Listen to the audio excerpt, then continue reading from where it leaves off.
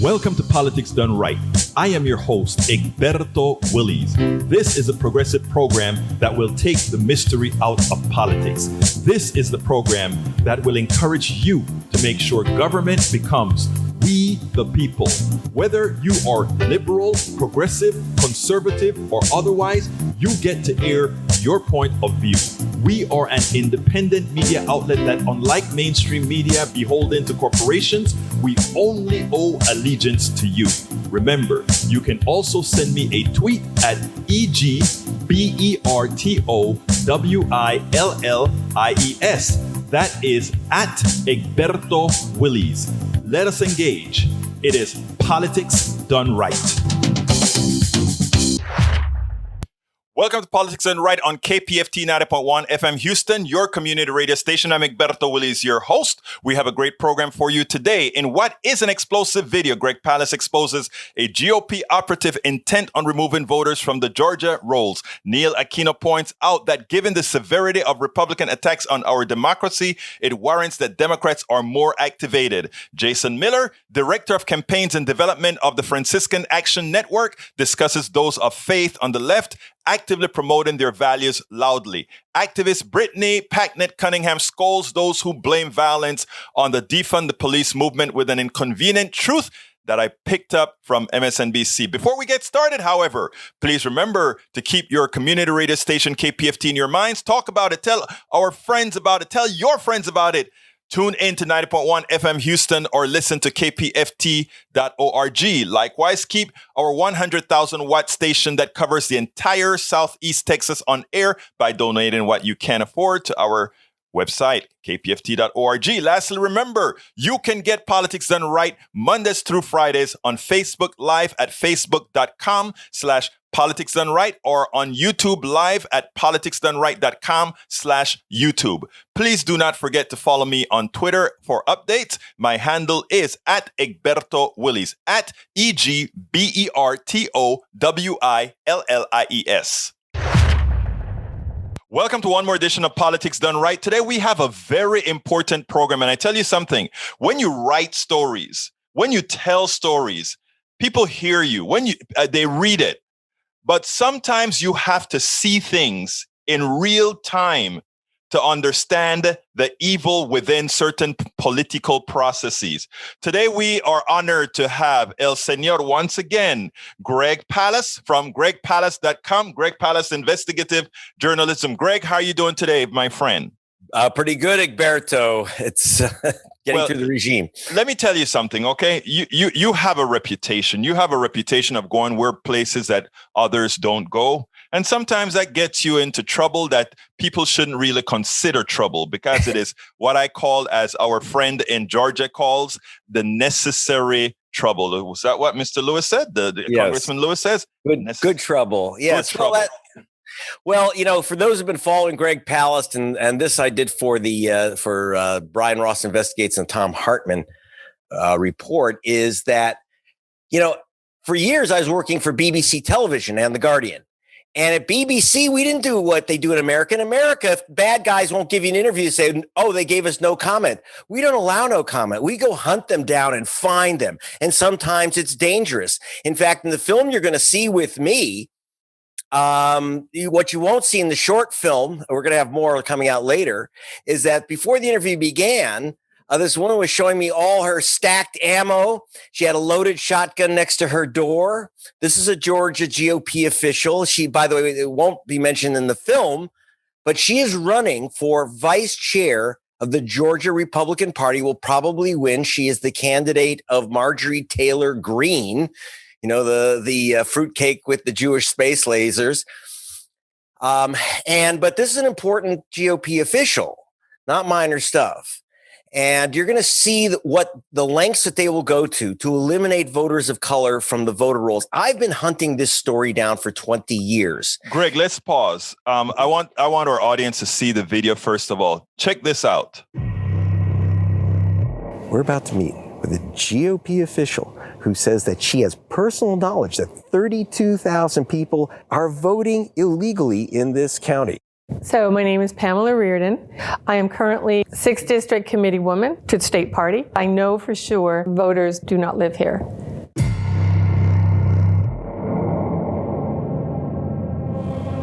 This year, Georgia's GOP-controlled legislature passed a new law saying you can challenge an unlimited number of voters. Do you know this woman? Do you recognize that woman? Not offhand. I don't. Okay, you never spoke to her? No. What about this guy and his wife on his honeymoon? Do you recognize that man? No. So you didn't call him, but you challenged his right to vote or have his ballot challenged. Sir, get out of my house. Okay, I will get out of your house. The challenge statute didn't ever contemplate someone coming to town and challenging hundreds of thousands of voters at one time. This, in our view, was an abuse of that statute. That doesn't mean that you get to print out reams and reams of Excel spreadsheets and just, levy a charge against thousands of people that you don't even know and get them, removed off the rolls. Imagine using the Ku Klux Klan Act of 1871. It gets real when you get arrested. It gets real. You heard of the Ku Klux Klan law of 1871? I'm from Canada.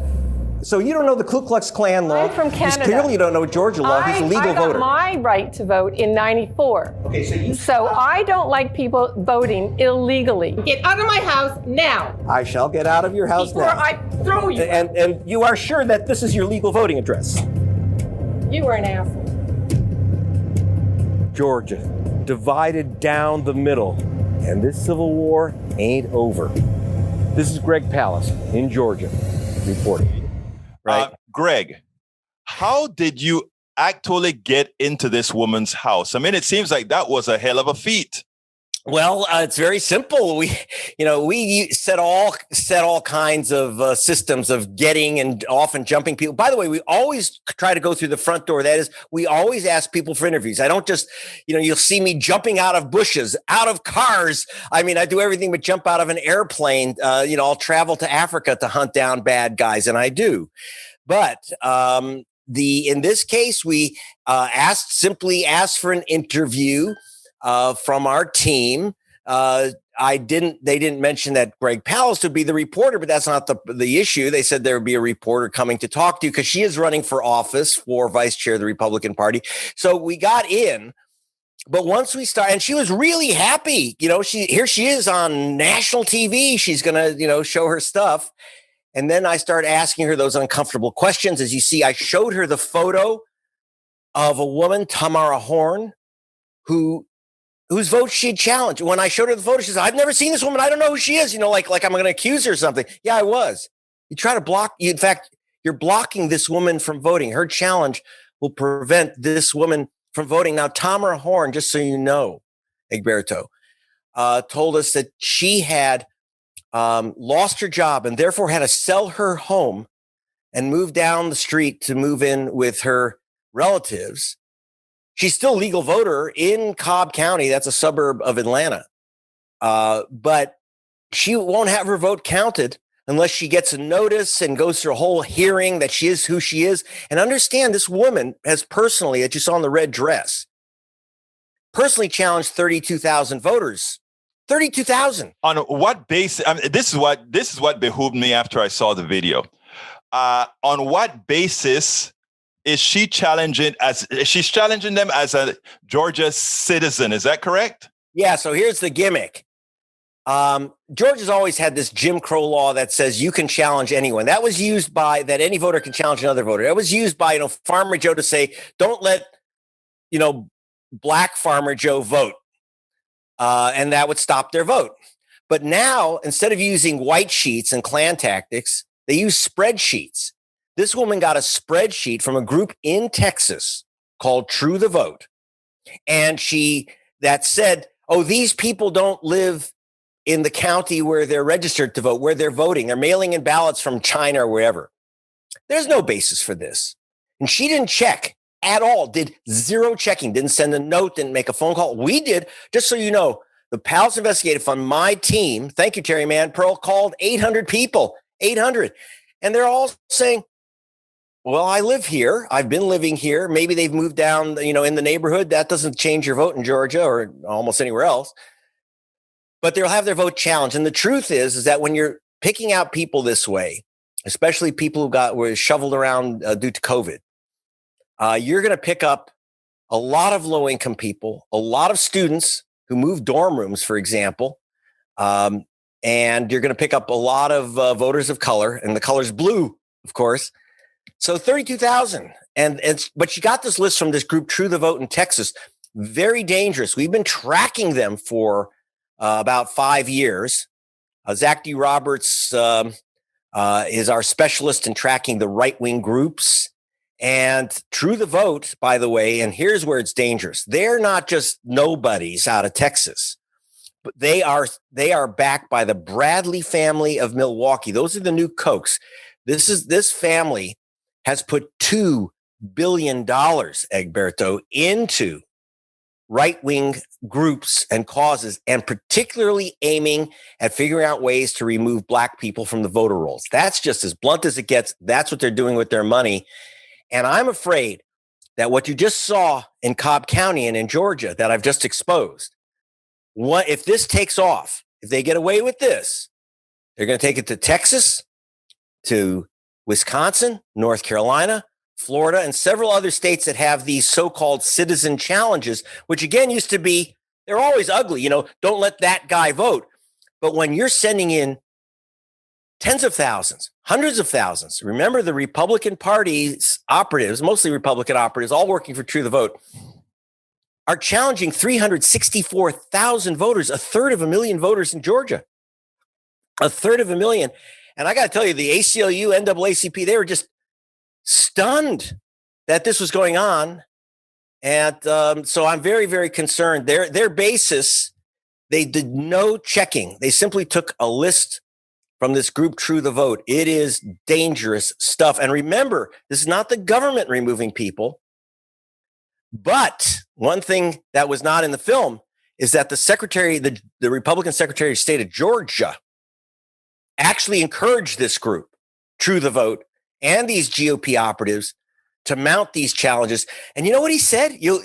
This should make you sick if you're an American. He said the federal law prohibits me from removing voters, but these people can. So it's a way to work, what he thinks is a way to work around the federal law that says you can't pull this stunt. Right. Well, look, let me go a little bit further here. This is deep. And by the way, you said you think something like this can spread. There's no doubt it's spreading. Let me give an example. In Arizona right now, where they're doing that recount in Maricopa County, these guys have 800 people that are knocking on doors. I don't know if it's 800. They knocked on 3,000 voter doors to verify whether they really voted. That is actually voter intimidation according to federal law. They're executing it, and we don't have our new Attorney General. What's his name? You know who? Merrick Garland. Garland. We don't see him being aggressive and telling these folks, simply, you cannot do this. People need to be thrown in jail so that they are made examples of before this stuff metastasizes. That is a thing of civil wars because, again, if too many people think it is okay before it is nipped in the butt, it's too many to stop then. So, I mean, I'm glad that you did this report that you did. Now, one would think... By the way, I should say that Merrick Garland just issued a statement saying that he's going to begin prosecuting those who violate voting laws. And I got to tell you that, as you heard from Gerald Griggs, who represents the NAACP, he's also been, by the way, the lawyer for the Palast Investigative Fund. And he said, look, when we showed him what they were doing, he said this violates the Ku Klux Klan Act of 1871. After the Civil War, the American Congress passed a law that said that the night riders and those who intimidate voters go to jail. Exactly. This is simply a digitized version of the night riders. Like I say, instead of white sheets, it's spreadsheets. Exactly. But it's still the same crime. Attorney General Garland, please take note. Pull out your handcuffs, read them their rights, and put an end to it. Exactly. That is what needs to be done. That's what needs to be done. Now, last question here. Well, second to last question. You know what my last question always is. But anyhow, second to last question here. This is something that I would have expect the mainstream media, all of them, just take that simple video that you have here, and I know you have more to it later on, and take that and let America see the kinds of things that are happening. Why is it that we don't see that? Tell me your story.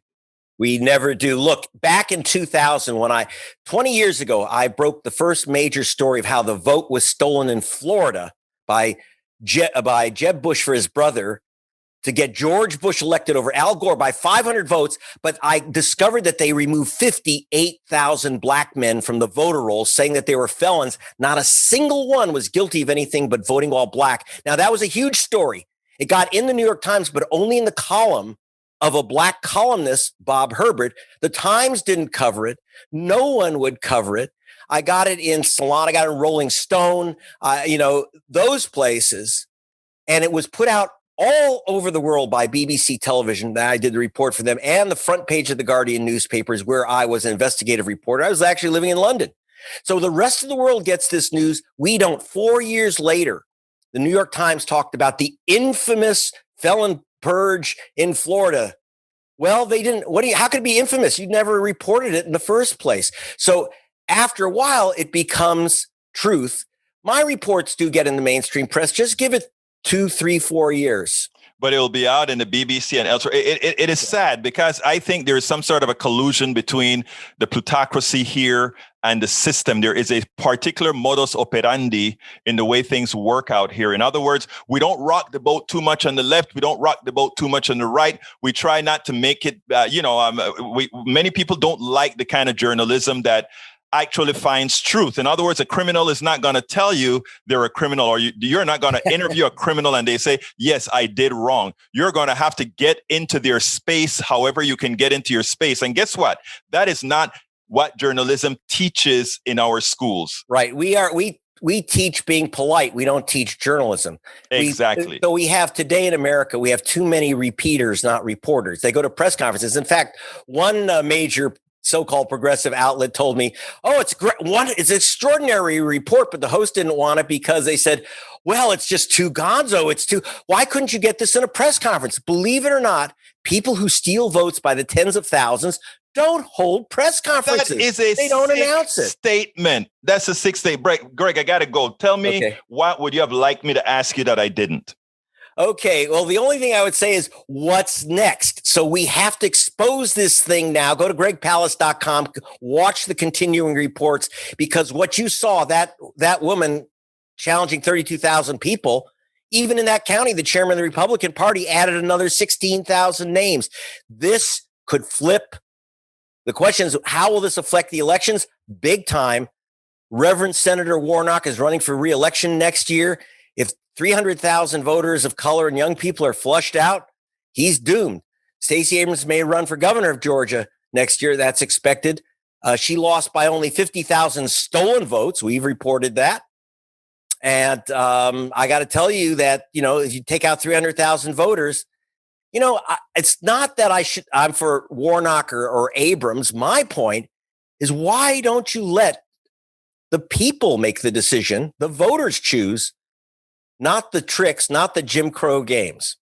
Greg Palast, please visit gregpalast.com, gregpalast.com. That is true investigative journalism. Some folks don't really like to do things in certain ways. Look, when I saw that video of my brother, I had to contact you and say, we got to get this to hell out for people to see, because this is what's killing our democracy. It's been my pleasure to have you once again on Politics Done Right. Thank you, Egberto. This is an extraordinary platform, and I appreciate the work you've been doing. The theory is that defund the police somehow is going to increase crime and all that sort of thing. And the people who support the defund the police moniker has been really getting hit. Look at the crime that's happening. And now you're talking about defund the police. Well, you know what? Listen to what Brittany has to say. She has an interesting take, a more prescient state. And I think when you listen to her, you'll realize that we have a lot of work to do as far as messaging is concerned. But the reality is there's much more to do. Check this out. We'll take it on the other side. Brittany, tomorrow is primary day for New York's mayoral race. Crime is the number one issue among Democrats. Those are the people voting. What does that say about the defund the police movement? Do people know what it means? Do they know what it is? Do they know what they want? So, Stephanie, I think it's important to begin with the simple fact that all of us, and I do mean all of us, want safer communities. Everyone wants and deserves to be able to walk out of their home, walk freely on the street, play with their child, and ensure that everyone is safe while doing so. But what we also know to be true is that defunding the police is not just about taking money out of an institution that continues to prove ineffective. It's also about refunding the people. It's about ensuring that the services that people need to ensure safe communities from the ground up are actually being funded and resourced to their full capacity. I think that there are a lot of police unions and GOP operatives that would like for us to believe that this recent crime wave has everything to do with this idea of defunding the police. But guess what, Stephanie? The police haven't been defunded. You actually look at the 50 largest cities' law enforcement spending as a share of the general expenditure in each of those cities actually rose slightly from 13.6% to 13.7%. And many of the cities that have talked about removing that money, like Minneapolis and Seattle, they've actually paused or slowed how they were thinking about moving that money. So this rising crime is not the fault of the movement. It's actually the fault of the police. And this has been our point all along. Why should we keep funding systems and institutions that keep rendering themselves ineffective? We should be talking about gun control, livable wages, fair housing, education. That's where we should be moving the money to ensure truly safe streets. And that is the point. Again, solving the real problems instead of using a hammer to knock out the problems that's created by spending too much on. In effect, this is what she's saying. We have funded the police. We have given the police a lot of money that could have gone otherwise to empower people, and that empowerment of people would have created less crimes. But instead, what we get is all that funding going to police officers, all that funding going to police departments to buy a whole lot of crap to really hurt people. And you get more crime because the people are less satisfied with, or not less satisfied, but they get less resources to improve their lives. And of course, it's a snowball effect. And guess what? We are seeing the snowball with the increase in crime. It's a shame. She's right. Today we have a very special guest. Neil Aquino. Neil Aquino is one of what I call the premier activists here in Houston, Texas. Actually, he covers not only Texas, but the entire country, including visiting Cincinnati and doing a few things every so often. Anyhow, Neil, welcome to Politics Done Right. Very good. Thank you. Thank you for having me on, Egberto. Absolutely. So, Neil, one of the reasons I wanted to have you on is on July 8th, the Texas legislature goes back into action. We had some Democrats that did the right thing. They walked out during the attempt of our legislature to really create some voter suppressive laws. Right. First of all, what are your thoughts as far as what has occurred thus far? Then we'll go into what we need to do going forward. Well, at core, we've got a majority in the Texas legislature that doesn't want to live in a multiracial democracy. I think we should just cut through it. And they are willing to do whatever they need to do to make sure that we don't live in a successful multiracial democracy. And I know the argument is always demographics will come and switch. I've been hearing that for the state over to Democratic. I've been hearing that for the 22 years I've lived here. So I don't take it as an automatic, but they're obviously afraid of something, and they're fueled by this lie that the election was stolen for Trump, and they're authoritarian, they're autocratic, they're bigoted, and they're not afraid to tell you at this point. One of the things I love about what you do, for over a year now, you have been protesting in front of, I think, Senator Cornyn's office for how many months now? 4 years. Next Tuesday, 11:30 to 1, 5300 Memorial Drive will be week 229. Oh, over 4 years. Over 4 years, yeah. That is what and it has always been peaceful, and you've always gotten the crowd. That is what's so amazing. Tell me a little bit more about that. Well, I'm maybe it's a leaderless group. Basically, it's a very autonomous group. We're not affiliated with any party, with any candidate. There's no money that comes into it. So it's a group of people. We generally have 15 to 20 a week. We'd love to have more, but we're pretty proud of getting 15 to 20 a week through the floods, the heat, cold, you name it. And we're at Senator Cornyn's office on Memorial Drive with our own signs, our own flags. Initially, it started, like a lot of those move on protests on Tuesdays after Trump won. In fact, there's still one going on in North Carolina, I believe, at Senator Tillis's office. And it has become still about Senator Cornyn, but it has become very much a thing about civil liberties, the right to assemble, making clear to our friends, to our foes, to police that we will show up on our own, no matter what. And I think it's very important to show up. We are very focused on showing up because elections matter. There is a moral difference between the two parties. But on the other hand, the system will accept the outcomes the system produces. Police will defend those outcomes. And we need to, whatever we've been doing, thank you to everyone who's doing the work. But here we are on the precipice of a point where we can't even guarantee free elections anymore, right? Even that conventional deal, okay, we'll accept the political system, it'll rip us off, but at least there can be some progress and we can have a free election. But now that's not even guaranteed. And on top of that, the weather is crazy. So I think folks ought to show up for themselves along with voting. And that's our point. Excellent. Well, as it turns out, I just had Greg Palast on a few minutes ago, and he was discussing, he actually got on camera how voter suppression is actually being effected by Republican operatives and how they're doing it. And it is something that is going to be coming down here as Texas's legislature meets on July 8th. What do you expect out of that? Oh, boy, a whole lot of cruelty.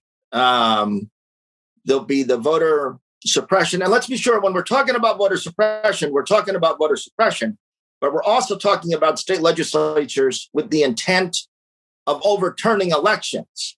I mean, that's what Trump would have done. I think you need to explain that because a lot of people don't understand. It's not about stopping people from voting. Also, they've actually they're considering instituting a law that gives them the option to overturn an election if just somebody says, "Oh, there's some fraud here, proven or not." Talking about not just voter suppression, but the ability to overturn elections. So we're seeing the ridiculous audit in Arizona.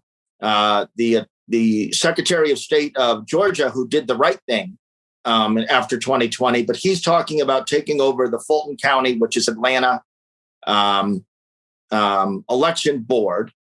We're seeing state legislators in some of these voter suppression laws. It's easier to overturn elections in addition to the suppression. In the Texas bill, that legislation was in there. That was part of it. Judges can overturn elections with lower standards of evidence than before. They're saying, oh, we don't know how that got in there. But it's, these things are cookie cutter written, sent to Republican legislatures. And we should remember that these state legislatures have tremendous power. So you see they're negating all of our city laws. In Galveston, they can't even have a plastic bag ban, choking the turtles. I mean, it's incredible. And so these legislators, they only want local rule when it helps the oligarchy, the plutocracy, the oil companies. I mean, Denton, Texas, I think was the name of the town. It's a Republican town that they decided they didn't want drilling X amount of distances from homes because of the pollution that it causes.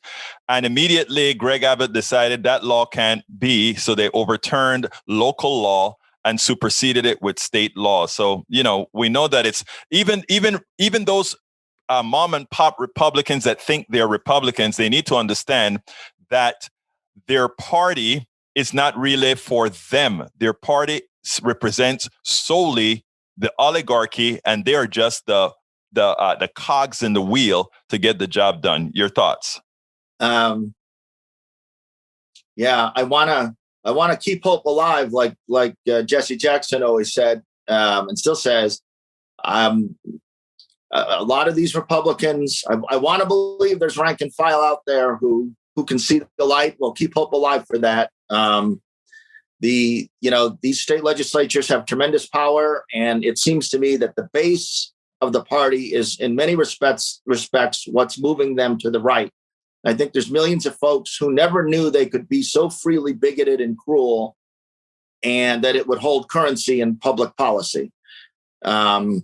And I think you're seeing a move towards not just voter suppression, but overturning elections. And what's interesting, for example, when Beto O'Rourke was here, so I think that there has to be, elected officials and establishment figures, and then non-establishment and rank and file.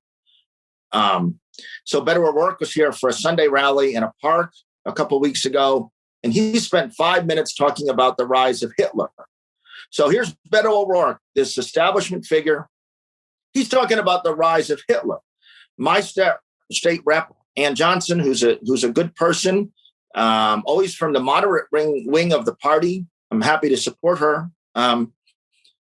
She's using words like democracy itself.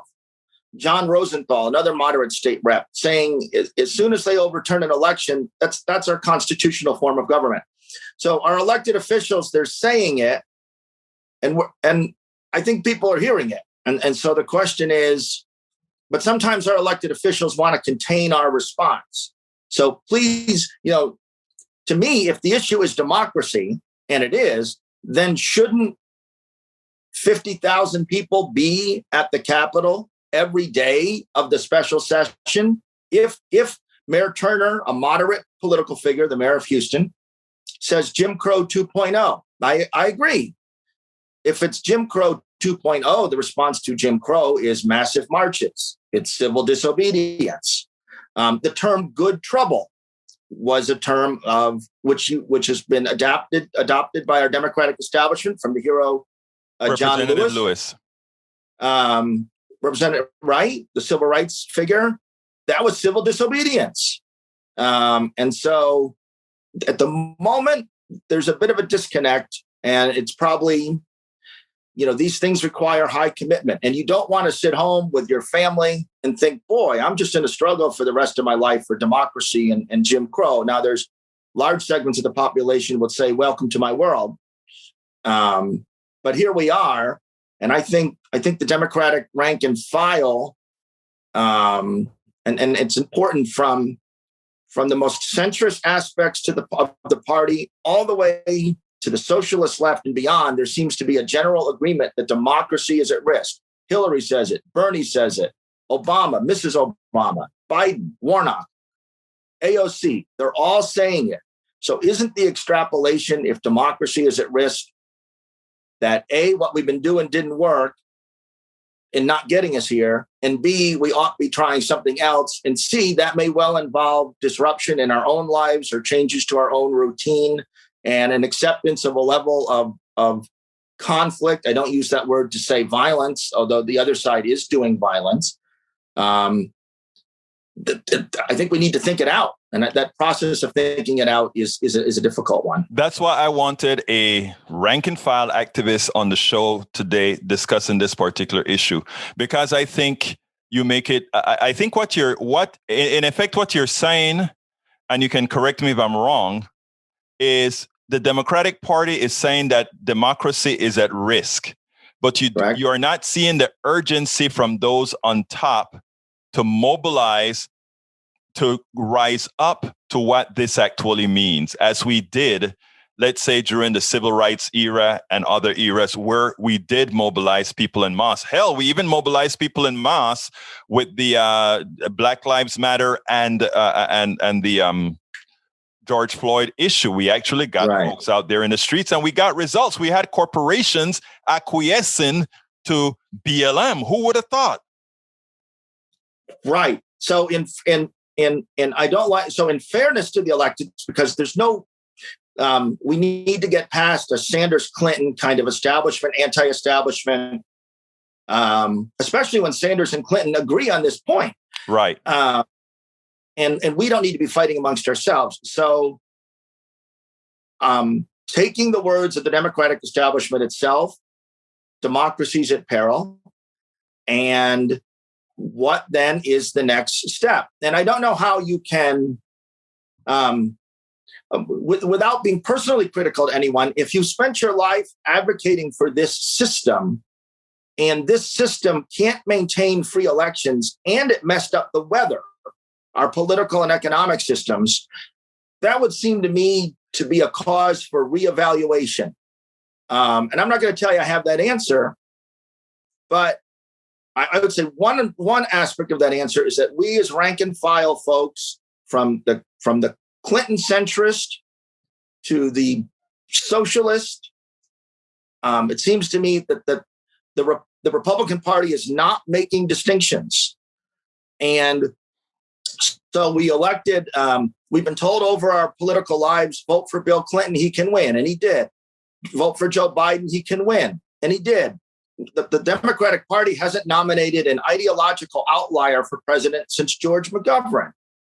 The party establishment wins 98% of party primaries. Okay, that's not a complaint, but we've done this, and still the Republican Party thinks we're all, whatever it all is, terrible things. They're making up crazy stories. And the FBI is saying right-wing terrorism is the highest domestic threat. And we don't even seem to be able to guarantee a free election. So it isn't working. In other words, you're saying we do need a paradigm shift. I'm running out of time right now. Neil, right. Why don't my last question is always the same. Tell me something that you want to say that I didn't ask about. Well, I think you covered I think we need to engage in a ongoing philosophy has to be matched towards action. But we need to be engaged in a kind of philosophical discussion is what is our next act matched with action that meets the pressures of the democracy crisis and the connected climate crisis. And I would say that we have to understand that there's no bottom line for the other folks and that the other side, and that believing that doesn't make us radical. What's so interesting is that we're reduced to the point, I'm 53 years old, and here I am reduced to the point almost of, hey, man, just let me have a damn free election, let alone all the other, let there not be another crazy ass hurricane. Let's address that. So we've been reduced to these most elemental pleas almost for survival. And I think we should really be evaluating, and we need to be tougher on our own elected officials. They're sitting on a lot of campaign cash, a lot of organizational capacity. And when they come to the Democratic Club, the organization, we interview them, we meet them as voters at the church, at the school. We need to say directly, what are you doing for democracy? Will you show up? If I march on the street, will a ton of cops come at me like we saw in many Democratic cities with the Floyd marches? The federal government says, my last sentence, the federal government says, we can't fix it, even though Democrats run everything. The Democratic state legislatures now tell us, hey, these Republicans are really a threat to democracy. That's what the Texas Democrat elected legislatures are telling us. Then at the municipal level, we go out and protest, and there's a ton of cops. It just all isn't working. And I think that our freedom has to come from us. The work of our freedom is up to each of us, and the moment seems forced upon us. Greg, Neil Aquino, it has been my pleasure to have you on Politics Done Right. Houston, Texas, national political activist, and somebody getting something done. Thank you so kindly for being on Politics Done Right. Stay the course, Egberto. Thank you for having me.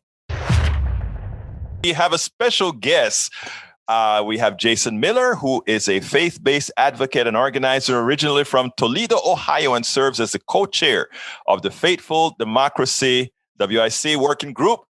After earning his BA in History and Religious Studies, Jason entered a year of service with the Jesuit Volunteer Corps in Nashville, Tennessee, working at Catholic Charities Refugee Services. He then relocated to Washington, D.C. area to complete a master's degree in conflict analysis, good stuff, and resolution in George Mason University. Jason has since devoted himself to faith-based communications and advocacy work on behalf of economic justice and climate justice issues, and currently works as the Director of Campaigns and Development at the Franciscan Action Network. Jason, welcome to Politics Done Right. How are you doing today?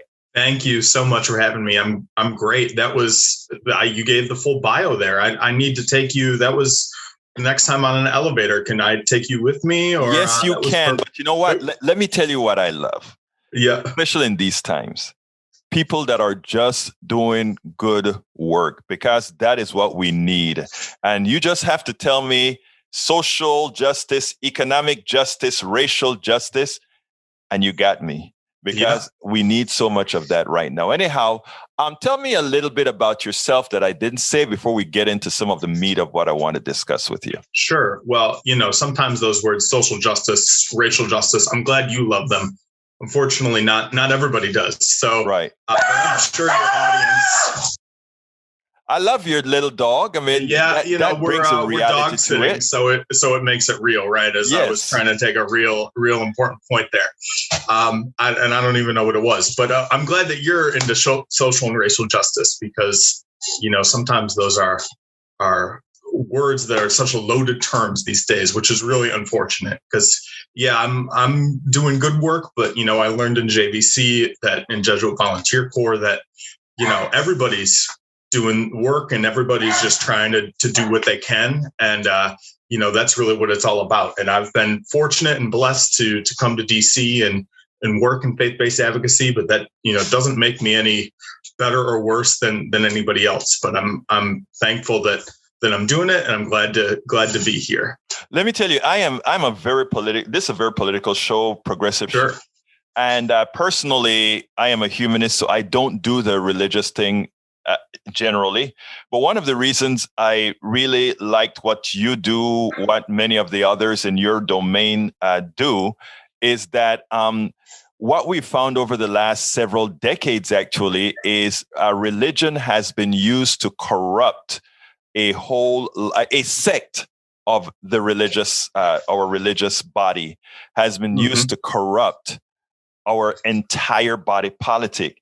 And in so doing, they have they have gone to the point where they have made doing good by we the people a bad thing. They've adapted a sort of a socio-economic balance that is completely off whack. What would you say to that? Yeah, unfortunately, I would agree. There are issues that used to not be partisan, right? And I think a lot of people don't understand that there's political and there's partisan. Right. And things that, yes, might be political aren't necessarily partisan. When I worked in refugee resettlement in Nashville with Jesuit Volunteer Corps, I worked with former refugees and I worked with, a number of conservatives.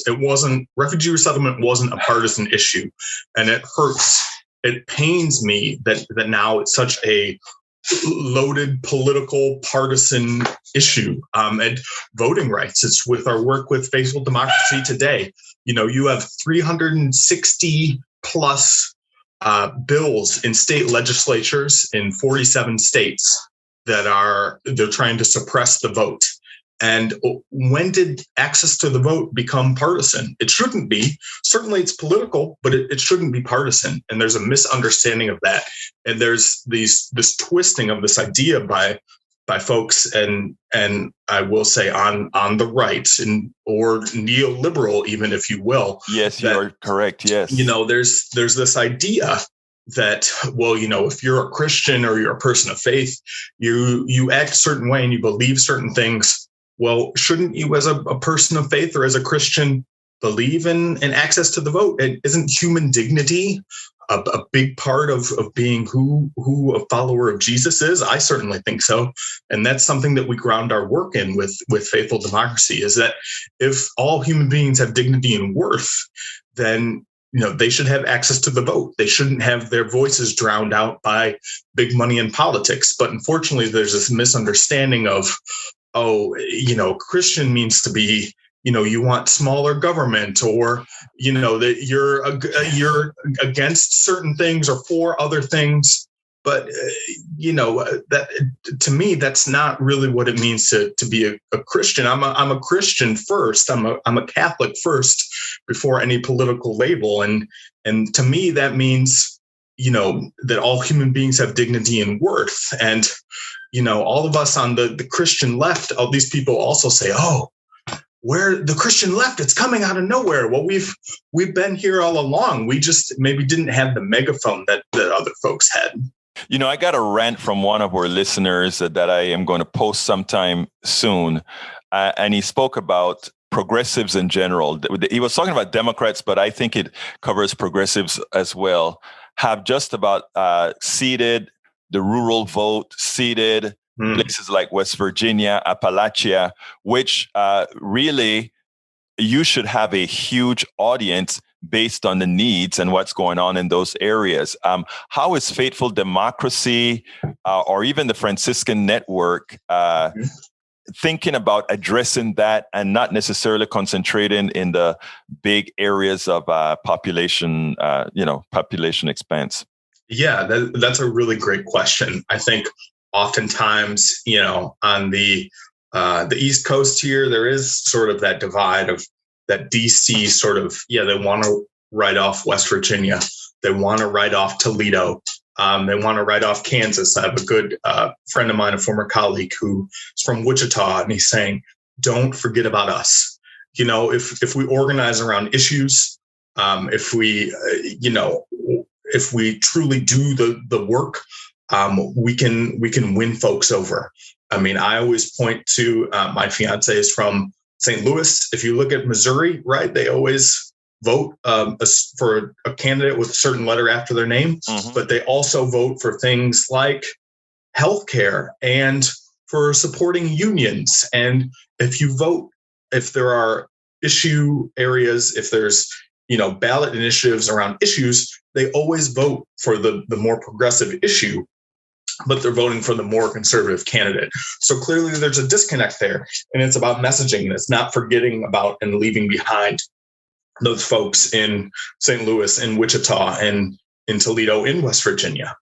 I think that is so important. And I think that is a lesson not learned by either the Democratic Party and many of the progressive groups that are stationed in many of our cities, as far as not trying to create a base in these areas. Because when we do polling on issues, and you're absolutely correct, specifically when we do polling on issues like Medicare for all or the contents of the Green New Deal and many other aspects of what we would normally call the progressive agenda, what you find is that they're not just majorities, but in most of these issues, there are super majority support from the rank and file of not a party, but of people. And it needs, I think, from all aspects. And I think that is where somebody like yourself is so important, because you represent a demographic that can go into a West Virginia with a different thought process, a different methodology to actually, build a base. And I wish more would do it. I understand that, I'm looking at your Faithful Democracy and see that, you're all over the place with the support that you've got. From Jewish to Mormon to Christian to Islamic. Yeah, we're truly interfaith. And I'm like, this is the type of Faithful Democracy I'm looking for.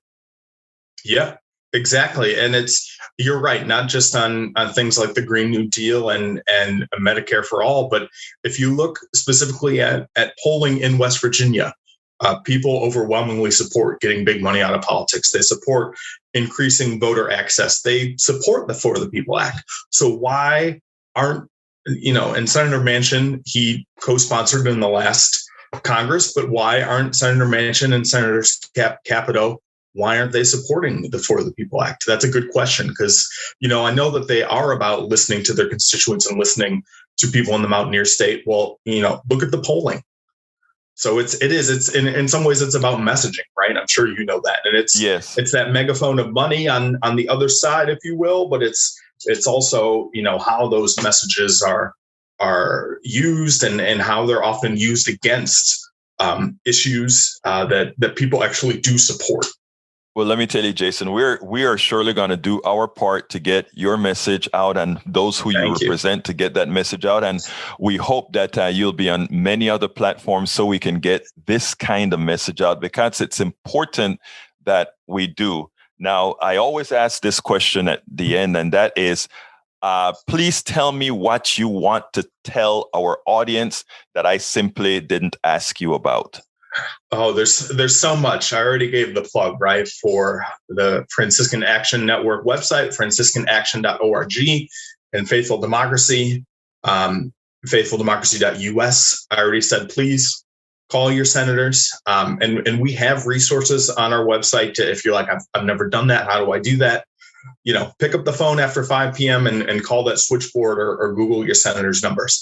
Tell them that you care about these issues, right? That you care about the For the People Act, that you care about the John Lewis Voting Rights Act, that you care about DC statehood. I don't want to forget that issue as well, is that it often gets lost in the shuffle. You have a city that's 45% African-American and over 700,000 people. That's more than Vermont, that's more than Wyoming, and they are disenfranchised. And it's again, that shouldn't be a partisan political issue. That shouldn't be a partisan, they're all going to vote a certain way. Well, but shouldn't they just be allowed to vote and have representation? We're taxed here in DC. So why don't we have an equal voice and an equal say? And let me just say too, that for all those folks on the left, for Dems, Puerto Rican statehood's a completely separate thing, and that's a whole other podcast. But certainly for DC, don't forget about us. And again, we advocate for that with Faithful Democracy, and we advocate for so many issues in the spirits of Francis and Claire with Franciscan Action Network, immigration reform, climate change, gun violence prevention. We just had another mass shooting in San Jose yesterday. What is it? I guess it's just a sad reality that we have to live with now. The pandemic is ending. People are going to be outside more. Does that mean we're going to have more mass shootings? I mean, it just shouldn't be that way. And we're so gridlocked here on Capitol Hill in DC. And that's why we need people to pick up their phones and call their senators, especially people of faith, and say, hey, I want these bills passed. I want comprehensive immigration reform. I want comprehensive gun violence prevention legislation. I want the For the People Act. I want the Green New Deal. I think that is so important. Just before we leave here, the gun issue, again, it's bewildering because most Americans want some sort of good, effective gun control. No other country suffers multiple mass shootings several times a month. Mm-hmm. If people can't understand that if there's a preponderance of guns out there, that people will use it. Yesterday I wrote a quick little post where I said, because here in Texas, we're now allowing anybody to just go out and buy a gun if you're over 18 or over 21. Right. But then you're also passing voting restrictions at the same time. Exactly. And what that means is, if everybody has a gun and somebody's on the freeway, a good person can have a bad moment. Yeah. And a good person with a bad moment with a gun can turn that person into a murderer. Yeah, a deadly moment. Yeah, that's for sure. I don't believe in that whole good person with a gun thing. I mean, both of my parents are retired public school teachers. And, my dad, decades ago, I think I can say this in public, he was an NRA member, before it got super political. He grew up in the country, grew up hunting and shooting guns. And that's, decades ago, the NRA wasn't political. I asked him one time, once that started to come up, would you have a gun in the classroom, knowing that he would be comfortable with guns and he said, no. He said, I would never he couldn't ever bring himself. If I would trust anyone with a gun, it would be him. But he said he would never be able, even if there was a mass shooter at his school, to bring himself to actually shoot another student. He just couldn't bring himself to do that. And that was the narrative for a long time, right? Oh, just arm people, just get more guns out there. But we know that more guns, if you have a gun in a home, there's a higher incident rate of death and accidents. So more guns are not the answer. We know that. And if we look again, public opinion polling, NRA members today, they want comprehensive gun violence prevention legislation. It is amazing. We have to start making the politician look like what the people are wanting and acting that way. Look, Jason. Yeah, and it's the money in politics. It's the money that the NRA has. They're writing checks to our senators. That's why we need to overturn Citizens United. We need a constitutional amendment to overturn it and make the playing field equal and even again, and make sure that our members of Congress actually listen to the people, not the big money. It's been my pleasure to have El Señor Jason Miller, Director of Campaigns and Development, Franciscan Action Network, and he also works with the Faithful Democracy. Look, thank you for all the work that you do. Thank you for what you're trying to accomplish. It is so important. It's been my pleasure to have you on Politics Done Right. Thank you so much. It's been a pleasure to be on, and thank you for having me on and continuing to use your voice and to speak out. That's what we all need to do. Thank you.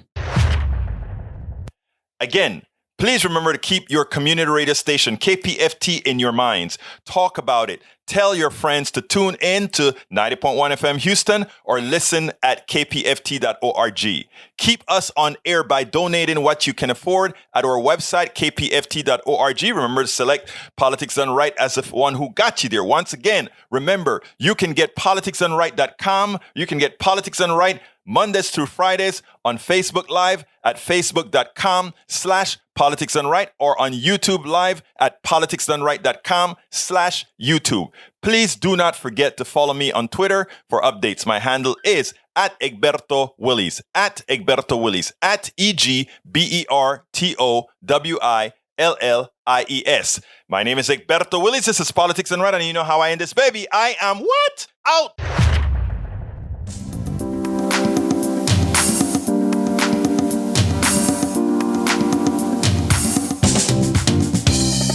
Welcome to Politics Done Right.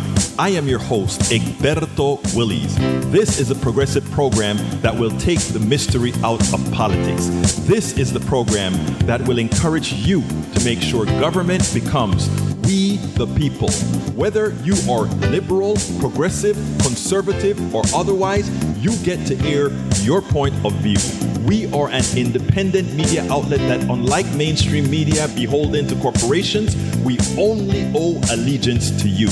Remember, you can also send me a tweet at EGBERTOWILLIES. That is at Egberto Willies. Let us engage. It is Politics Done Right.